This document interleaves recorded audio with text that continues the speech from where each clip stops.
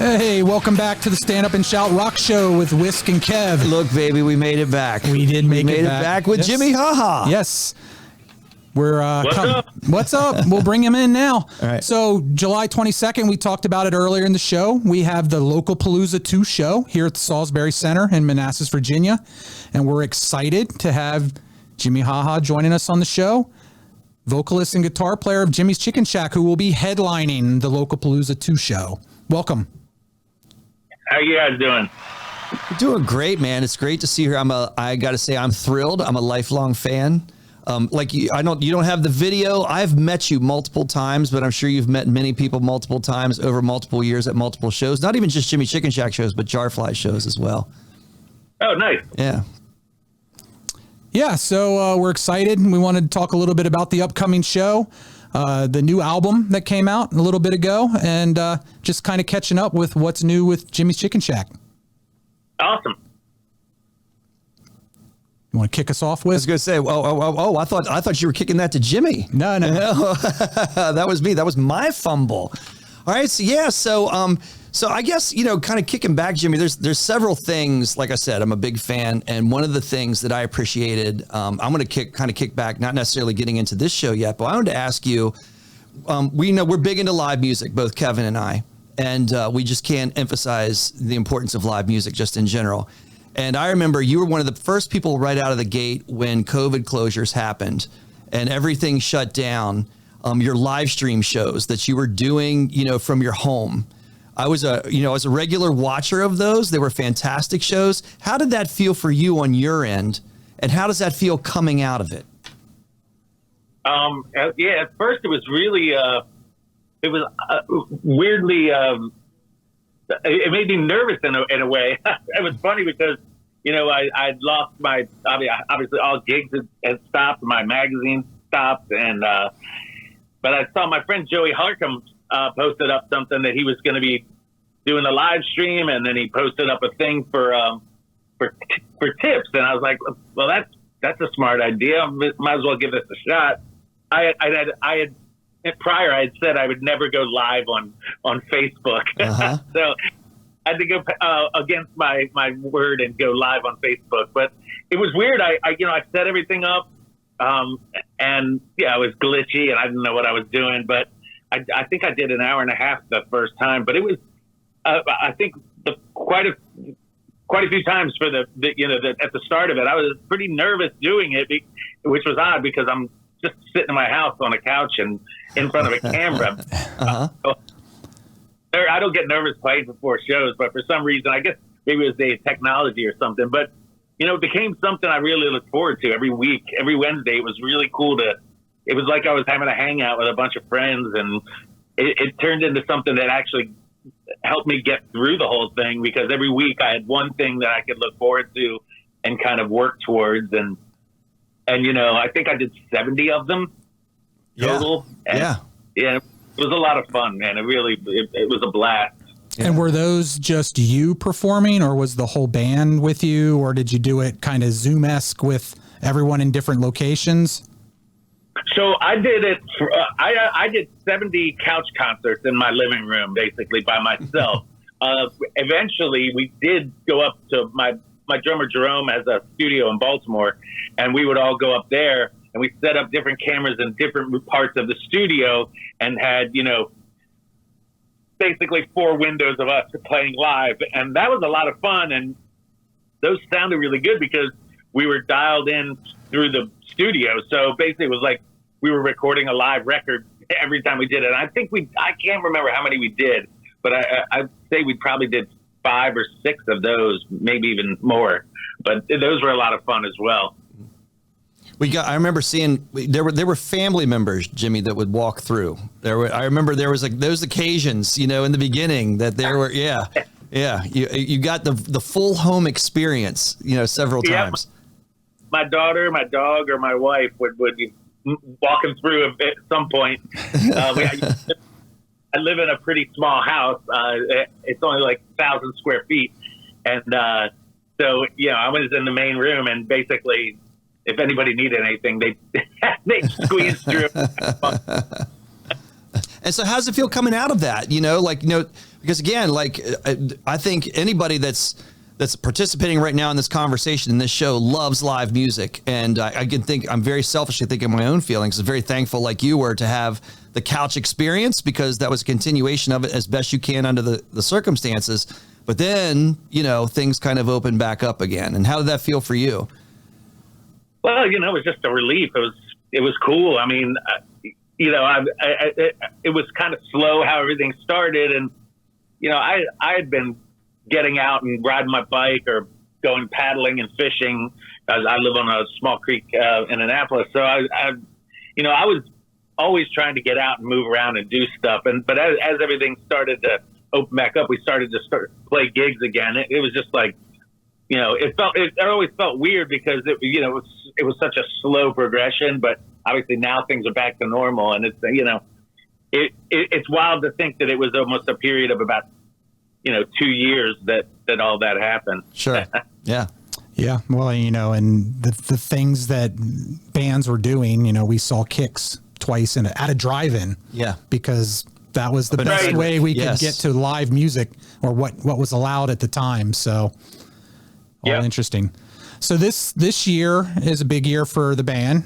It's your 30th anniversary. So, and you guys have been gigging around, recording, doing a lot of stuff on the East Coast, and obviously had some success earlier on in the mid to late 90s.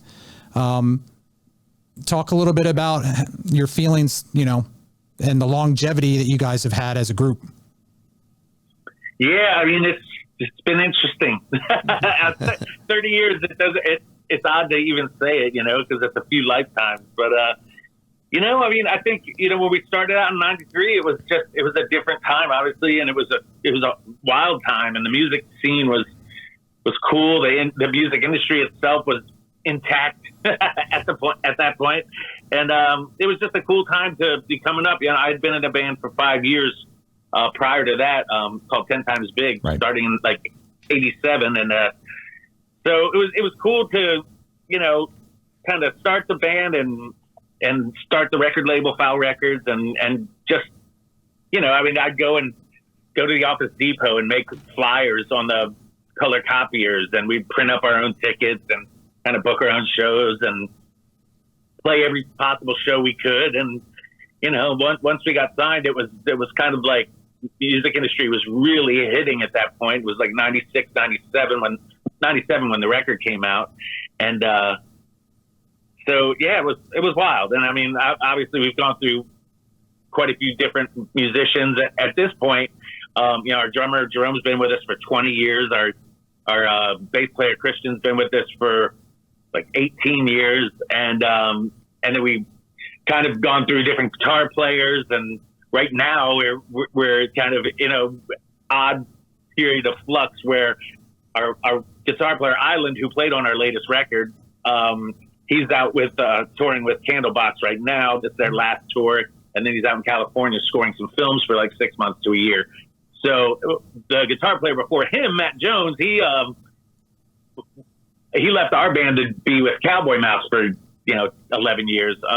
During COVID, he kind of reevaluated things and ended up leaving the band. And once we made this record, which we recorded it, 2 years ago, basically this summer, we were like, we could probably use another musician for some of this stuff. And I was like, why don't we see if Matt wants to play with us again? And he would fill in once in a while if Island had to go on tour with Candlebox. And so Matt was down with it. And now actually, filling in for Island as well. So Matt's pretty much in the band now. And so we were going 4-piece or 5-piece. Now, Brian Ewald, who has been in Jarflies with me for well over 20 years, I asked him if he would want to do some gigs, and he's been playing some shows with us. So it's a weird period, but it's been really fun. And honestly, it's my favorite time playing in the band.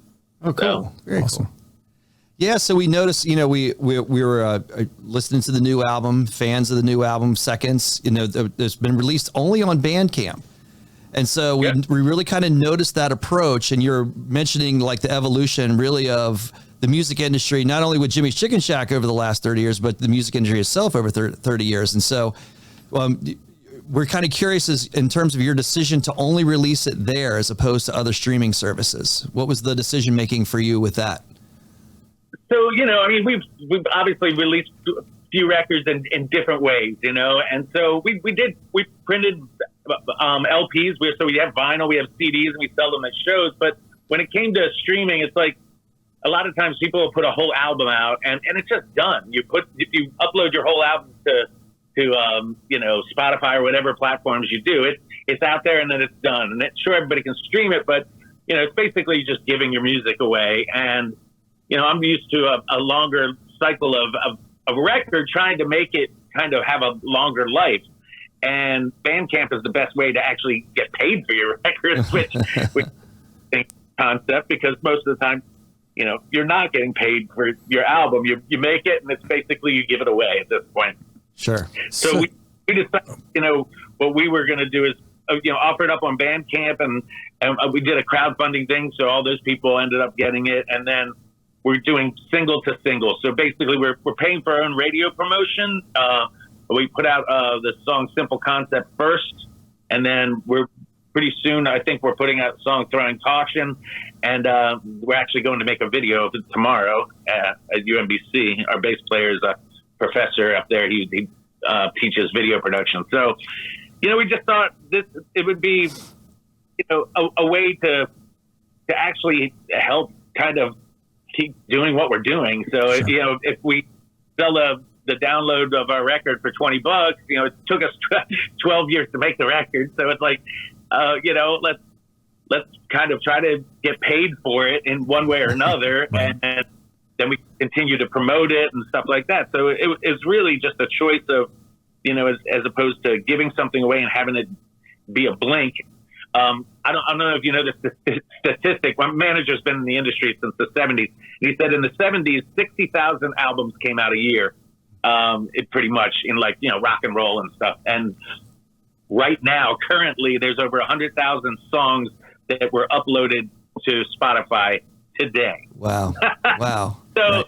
I mean, it's changed a bit. So, Sure. we just figured this would be a way to give it a little more life, hopefully. Mm-hmm. So talk a little bit about that, coming from the artist perspective, because I think a lot of people have a misconception that, you pay for your subscription to Spotify or Apple Music, what have you, and that money is getting back to the artist in some way, shape, or form in the form of royalties. But as you're saying, if you upload your album, is there anything that comes back to you through those streaming sources, or is that just the end of it at that point?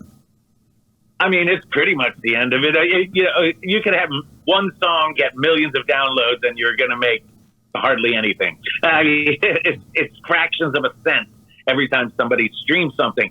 I love that people listen to things, but, I also, it helps to try to make a living. And we all Sure. do different things to make a living. So, for years, I played music and I was able to make a living, playing music just basically through gigs and all of that.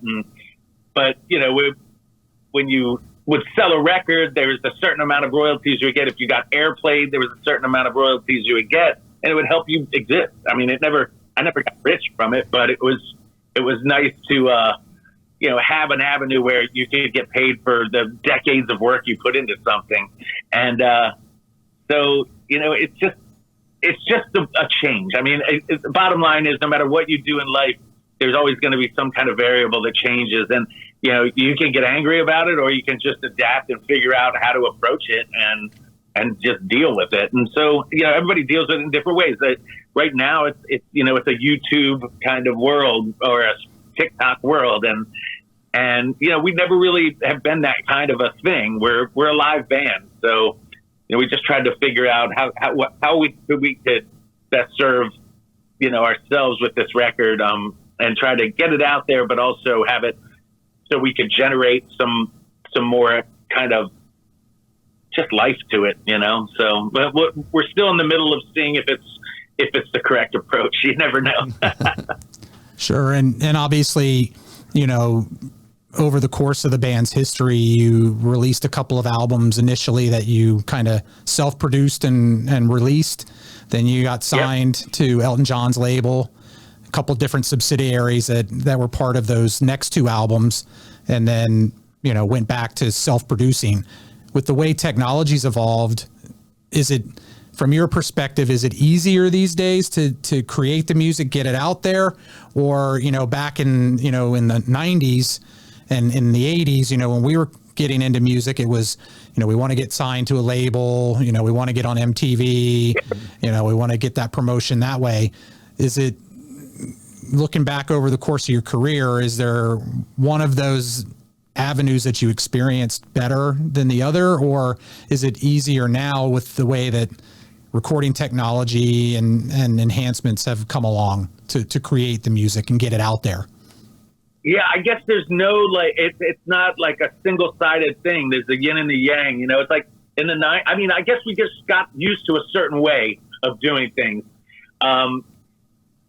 Basically, you know, back in the 80s and 90s, you know, you were hitting the street on your feet. We would go and flyer clubs on nights we weren't playing, you know, go physically flyer them about the shows that we were playing. And, you know, you're basically calling up clubs and mailing them promo kits, and then you're driving around with a paper map trying to find the venues. And then obviously, you know, now everything's completely different, and it's, you know, there was record labels, like getting signed to a record label was like the golden chalice. It was like the holy grail. If you could get signed, you know, and in some instances that was a really good situation for people, and some it wasn't. Some it was just kind of middle of the road for us. You know, it ended up being a pretty good situation, but it wasn't great. You know, we had to, because right at that point, once our second record came out, that's when Napster really hit hard and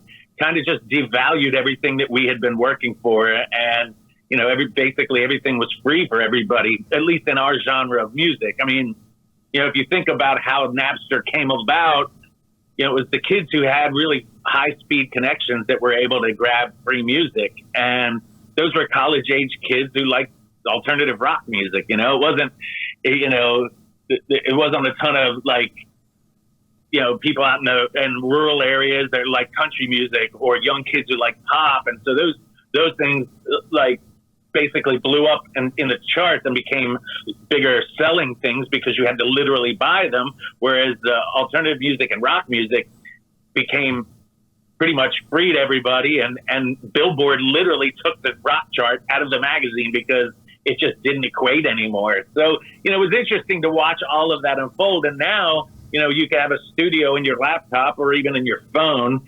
So I think recording is, you know, probably become easier in a way. Doesn't mean it's always good recording. But for me, I've kept it pretty much the same I've always done. I always write songs on an acoustic guitar and a piece of paper and write out lyrics. And I like to, well, I don't know if I like to, but I go to a studio to record them. I've never been a huge fan of going and recording things, but this last experience was a fantastic one. But I kind of stuck with that old school vibe of things. And, you know, I guess doing the live streams was embracing obviously some new technology for me and a new approach to things. And so, I mean, we're still, I think it's always just a new frontier, no matter what, with you know, music and being in the creative world. It's always, something's always going to change, and you just got to figure it out and adapt, you know? Cool. Very good. Do you have, like, to support Seconds, your new album that's out, do you have a structured approach towards touring that you're considering? And in terms of, I guess, supporting it in a live environment, what are your thoughts towards that? Yeah, I mean, so we're playing shows. We have a booking agent, and we're booking shows here and there. What we did decide to do was, you know, we raised some money through crowdfunding. We fulfilled all the stuff that we had to do. Like the perks that you get when you crowdfund something.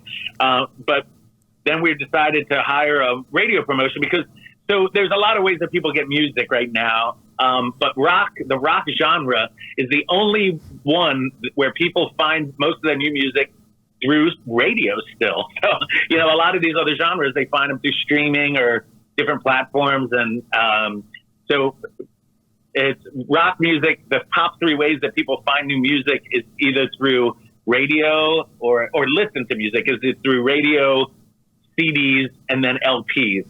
and streaming isn't even necessarily one of them for rock music. So, we kind of figured let's go ahead and promote some stuff to radio, but we don't have enough money to like make something chart. Mm-hmm. You know what I mean? We're not trying to get within the top 10 of any said chart in radio, but we are hitting markets that we used to, do really well in, and some of those older radio stations that are still open, we send it to them, and the guy our radio promoter will try to get him to add a record, and we're hoping that maybe that'll spur some or reignite some more interest in those markets, and we're hitting them. So like we're flying out to St. Louis to play with The Urge and Stabbing Westward this summer, which is really cool.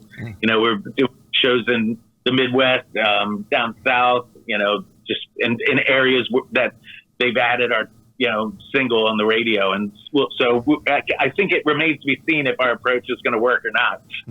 Sure. And and obviously, when you guys first had some success off of the pushing the Salmonella envelope and bring your own stereo, you had MTV there to help, got some airplay on MTV, which was great at the time because that, a lot of musicians were able to market themselves and get that out there in the visual format. And MTV is very far from what it was now. So talk a little bit about that experience and having and creating music videos, which were pretty highly produced back then, but talk a little bit about that experience for you guys. Well, yeah, I mean, in the 80s when I was in high school, I graduated in 86, but I mean, MTV was the thing. I mean, ever since I was a freshman in high school, it's like, that's where people found their new music. And it was a game changer. It was a whole different world. And so getting on MTV was one of those other kind of, chalices that you wanted, one of those trophies you wanted to get on MTV. So our video was the first digital video on MTV, which was interesting.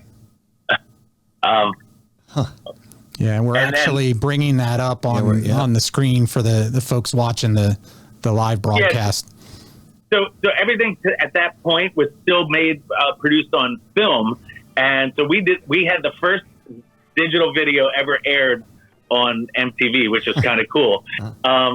And which was really interesting because our manager played drums on the song that was the very first video on MTV, which was Video Killer. That's awesome. Awesome. So then, we had a couple videos for the first album. Obviously, it helped us. I mean, it helped us everywhere. It helped us not just, in the United States, but it helped us. We were on MTV Europe and, over in Australia and Asia. I mean, it was a total game changer, and it got us out in front of millions and millions and millions of people. So it was a amazing thing. I mean, now I don't even. It's like MTV doesn't even exist. But it was really cool to finally get on there and have that kind of exposure. And they had huge radio festivals back in the day, and HF Festival, and all these massive radio festivals. It was a great time, and it was wild to watch it all kind of, I don't know, just kind of erode. Well, with that said, is there any new music that you're liking right now that you're listening to? I don't really listen to a lot of music. It's funny, my stereo in my car, it cuts in and out. So I drive around and literally sing whatever was the last song I heard in my head. The only time I really listen to music is like when I'm riding my bike, and I'll listen to albums. I tend to listen to albums that I like a lot, but I guess as far as new bands go, that especially local bands like Turnstile from Baltimore, they're phenomenal, and I love their energy, and just they're killing it. And there's a lot of bands around Annapolis that are fantastic that I love listening to, like Pressing Strings is one of them that just absolutely love. Scribe. It's funny. I'll drive around in my car, and I'm just hearing what the last thing I heard was, and sometimes it's a jingle from a TV commercial, and it's just DK, have it your way. Can I just turn on my radio for a second and watch this stuff out of my brain? But it's funny. I don't like seek it out, but I guess the last two concerts I actually paid to go to. I saw Bruce Hornsby, and it was unbelievable. Blew my. And I saw him when he first came out, and then also I saw Doe the Wet Sprocket, who were great. Yeah. They were just up in Annapolis. They were just up your way. Yeah. Yep, exactly. So those were the last two shows I caught, and it was really fun. Excellent. Yeah, and so, your music you can see a lot of different influences and kind of roots into the music that you play. Talk a little bit about what influenced you as you were growing up or getting into music and sort of has driven everything that you've produced. Yeah, I mean, when I was young, I always say the bands that started with B. It's like I at first it was the Beach Boys and the Beatles, and then Black Sabbath. When I was like 12, and then Bob Marley when I was got into high school, and then Bad Brains. So it's like bands to start with B. But I feel like that encompasses all of our music. If you took the Beach Boys, the Beatles, Bob Marley, Bad Brains, and Black Sabbath, and kind of squashed them all together. That sounds like kind of what our music is. Never got past that section in the record store. You just went right for the B aisle. All the other letters. Yeah, and then in the '80s, I worked at Paul Reed Smith Guitars when it was a really small factory, and there was a handful of people working there. We'd listen to HFS, which was a tiny station back then, and they would play coolest stuff. They'd play the Grateful Dead, and then they play the Cro-Mags. Like they would play Nick Lowe, and then they would play, Tom Waits, and then they would play, Tears for Fears, and yeah. So it was cool to be exposed to a bunch of different stuff, especially the musicians that worked there. Exposed me to a ton of stuff when I was like 19, but I was, I went through classic when I was young. I was into classic rock and fusion and jazz type stuff, and I mean, my favorite band in the world is Steely Dan, so I don't know what that. Yeah, nice. So, in terms of obviously, folks want to check out the new record, they can go to Bandcamp and take a listen to it, buy it. Talk about how I know you have a Facebook page. Are there other avenues for people that want to check out an upcoming show other than coming to the Salisbury Center on July the 22nd? How can they find out what's going on with Jimmy's Chicken Shack? Yeah, I mean, if they find our page on Facebook or Instagram, I'll usually post up posters and stuff like that, well before the shows happen. I try to keep the calendar updated as much as I can, but I'm busy, doing a bunch of other things. And then we have a YouTube channel that you can search Jimmy's Chicken Shack. And we've done 2 videos so far. We did one for the first song, Seconds, which is like a lyric video that I did with a friend of mine who actually I've written songs with for Jarflies.